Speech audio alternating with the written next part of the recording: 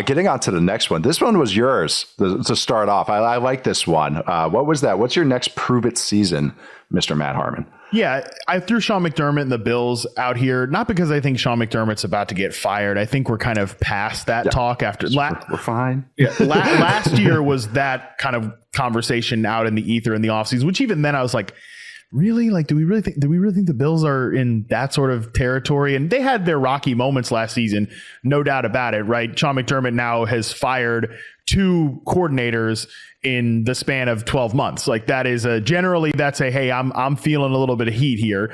I get that, but I think they're going in the right direction. I think last year showed that there is still such a high floor with Josh Allen that you're probably never going to be at risk of losing your job unless you really bottom out, which would take sort of a disaster level scenario that I don't necessarily see coming here.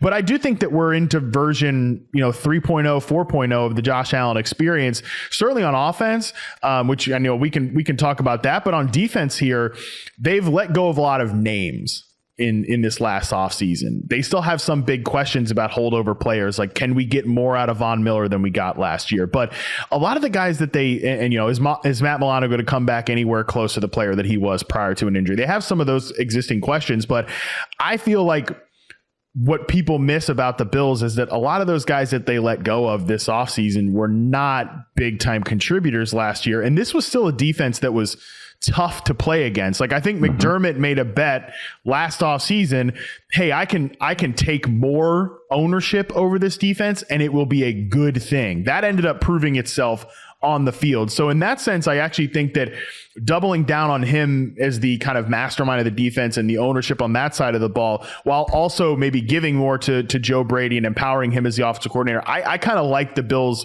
bet in the offseason, but there's every chance that maybe some of this stuff doesn't work out in the rosy, rose-colored glasses way that we think in the offseason, and maybe by middle of the season we're asking some questions about McDermott and this version 4.0 of Josh Allen here. McDermott has always been well regarded as like a good teacher, even though, for especially defensive stuff, other aspects of how he is always sometimes in question. But he impressed me last year because the Bills, why they tapered off was so many injuries on the defensive side. It was, there was question marks about the offensive coordinator. And because the defense was doing well early, all these things, then Dorsey gets fired, Joe Brady comes in, and then the defense gets hurt. And it's just one thing led to another. They were getting bad field position. That led to a whole bunch of inconsistencies on the offensive side. It's a team game. Go figure. One unit has effect on the other units, how it works sometimes. But this is, I'm glad you, like at first we're saying this is not to say fired. It's more just to prove what you got. There's so many new faces. The safeties were kind of the ID, the heart and soul of this defense, just the 2 veteran safeties that they had who are both now gone. That they weren't, like you said, they weren't main contributors last year because of injuries and everything. So how does the new faces play? Rapp has been there, but he's fine. Cole Bishop, to me, wasn't a scheme fit here. I actually was surprised the Bills ended up taking him from Utah. I thought of him as more of a robber, maybe more in a defense that's in a funky defensive looks, a lot of blitzing where he can kind of run around, be a zone player manned up with tight ends, which the Bills will do. And this is another credit to McDermott. He was a heavy zone guy, cover 4, cover 3, cover 4, cover 3. That's still his fastball. But every year they add some new wrinkles, some simulated pressure, some blitzes. Watch the Dolphins game at Buffalo early last year, and they caught Tua a couple times with some funky looks. Now, it helps to do funky looks when you have some vets that have been in the defense for a while, that know what they're all doing.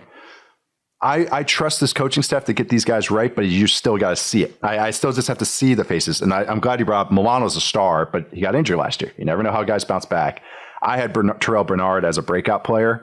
And that was kind of just, but that's more of just like, I think he's going to be solid to good, as opposed to not like Pro Bowl or anything. But then I just want to see how the rest of this, I want to see how the front looks. I like the front a lot. Ed Oliver's a star. Daquan Jones, when he was healthy, was great.